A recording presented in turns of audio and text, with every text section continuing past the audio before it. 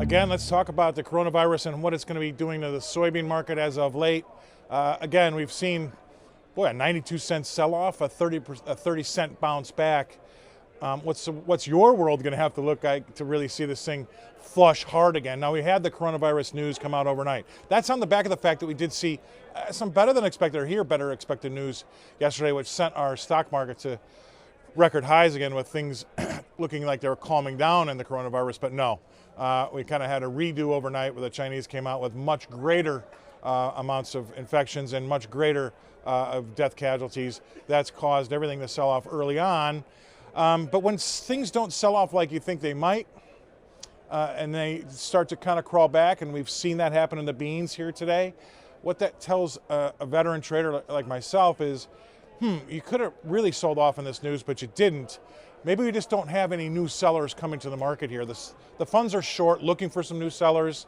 They got some bad news. Did they see a ton of new selling come in? Not really. And when that's the case, you might find the shorts that are already in the market kind of come to get their shorts back and go flat. And then sometimes it also attracts new longs in that see a chance to maybe get on board a short-term rally here. But nothing's over yet with this coronavirus. Again, a 92-cent sell-off and a 30-cent bounce. But the psychology that I talk about so often, again, is in play today, with the market being up a little higher as I sit in the chair.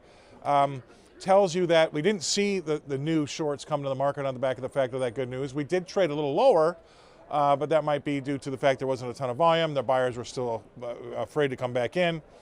And then when it did finally start to turn around, it gave those longs comfort to kind of enter the market, and it told the shorts, hey, maybe I should probably exit. And what am I really looking for? You have to ask yourself. I just saw a 92-cent break.